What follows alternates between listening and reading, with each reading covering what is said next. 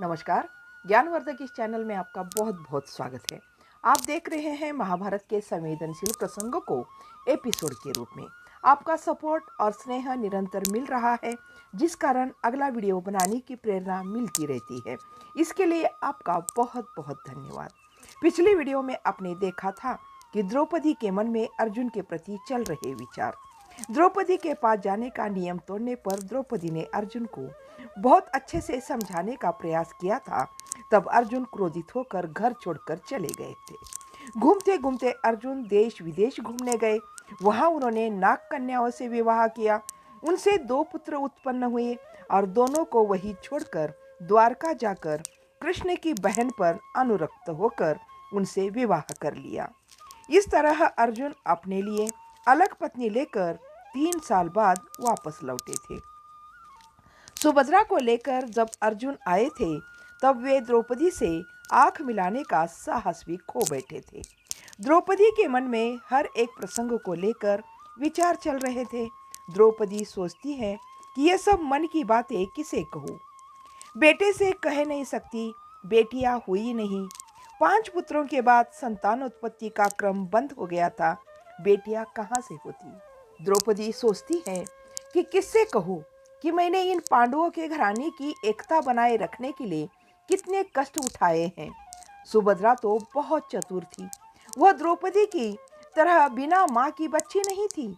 उसके विवाह के समय एकता की बात कहने वाली माँ का स्थान लेकर मन को बंधन में डाल देने वाली कुंती अब नहीं थी।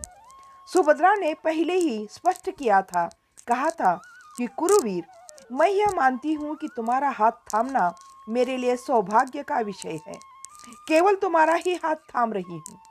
तब अर्जुन ने पूछा था, इस बात का क्या मतलब है सुभद्रा? सुभद्रा कहती है कि मैंने सुना है कि चाहे किसी का किसी से भी विवाह हो, बड़े के नाम से ही विवाह संपन्न होगा। बाकी सब भाइयों को समान रूप से उपभोग का अधिकार होगा। आप भाइयों में यह नियम है। मैं इस प्रकार पांचों का संस्पर्श नहीं कर सकती। आर्य स्त्रियों का एक ही पति होता है। तब अर्जुन खुशी से कहा था, सुभद्रा, तुम्हारी शर्त मुझे मान्य है। तब सुभद्रा ने कहा था, केवल आपका मान लेना ही मुख्य नहीं। यदि आपके बड़े भाई यह कहे कि हमारे घर आकर हमारे नियम को मानना होगा, तो मैं क्या कर पाऊंगी? पहले आपके बड़े भाई ने द्रुपद से यही कहा था ना? तब अर्जुन ने कहा, तब क्या करे बताओ? सुभद्रा ने कहा था, आपके बड़े भाई को राजा होने के नाते यह कहना होगा कि इसने अर्जुन से विवाह किया है। यह केवल अर्जुन के ही पत्नी होगी। बाकी भाइयों को इस बात का समर्थन करना होगा। आपकी माँ को भी यह बात स्वीकार करनी होगी। यह सुनकर अर्जुन बिना कुछ बोले सिर नीचा करके बैठे थे। सुभद्रा ने और एक शर्त जोड़ी थी। वह यह थी कि यदि मैं आपसे विवाह करती हूँ, तो मैं ही आपकी आजीवन पत्नी रहूंगी। मेरे जीवित रहते आप दूसरी पत्नी ला नहीं सकते। किसी भी स्वयंवर में भाग नहीं ले सकते। भेंट स्वरूप किसी राजा से उनकी कन्या स्वीकार नहीं कर सकते। इस तरह सुभद्रा ने अपनी रक्षा के लिए सारी शर्तें लगा दी थी। यह सब सुभद्रा के भाई कृष्णा ने ही सुझाया होगा। द्रौपदी सोचती है, सच में अपने सुख का ध्यान रखने वाली सुभद्रा बहुत चतुर है। आगे चलकर द्रौपदी का पति धर्म जुए में राज्य हार गया था और यह सब राज्यहीन हो गया था। इन सबको नियमानुसार वनवास जाना पड़ा। तब सुभद्रा 3 वर्ष के बच्चे को गोद में लेकर मायके नहीं चली गई और ना ही अपने पति के साथ कांटे पत्थर पर चलती रही।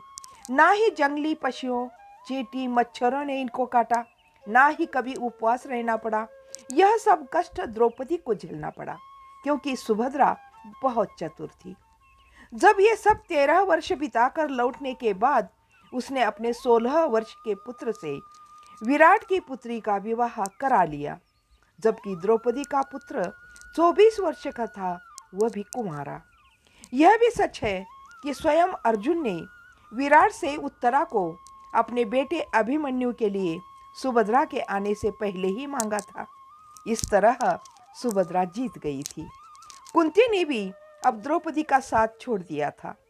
सुभद्रा से विवाह पूर्व अर्जुन ने यह संदेशा भेजा था कि यदि आप लोग यह मानने को तैयार नहीं कि सुभद्रा मुझ अकेली की पत्नी रहेगी तो मैं इंद्रप्रस्थ नहीं लौटूंगा। और आप समझ लीजिए कि पांडव 5 नहीं 4 ही है। अर्जुन के साथ चले गए अश्वरोही 2 वर्ष बाद लौट कर आए थे और उन्होंने बताया था कि अर्जुन किसी देश चले गए हैं। यह सुनकर माँ कुंती का रो रो कर बुरा हाल हो गया था। वह सोच रही थी कि अर्जुन सदा के लिए ही चले गए हैं। भाई भी सभी बहुत दुखी थे। सब इस चिंता में थे कि वह किसी प्रकार से वापस आ जाए बस। इसीलिए सब सुभद्रा के शर्त को मानते चले गए। कुंती को तो बड़ी आतुरता थी कि पुत्र फिर से घर लौट आए। वैसे सुभद्रा भी तो उसके मायके की ओर की बेटी थी ना। मायके की एक लता फिर से मिलने वाली थी। ऐसा अवसर कुंती भी छोड़ना नहीं चाहती थी। द्रौपदी सोच रही है कि जब पांचों से विवाह होकर आई थी तब ये सब भाई अपनी माँ के साथ भिक्षुओं के रूप में कुम्हार के पिछवाड़े वाली झोपड़ी में थे।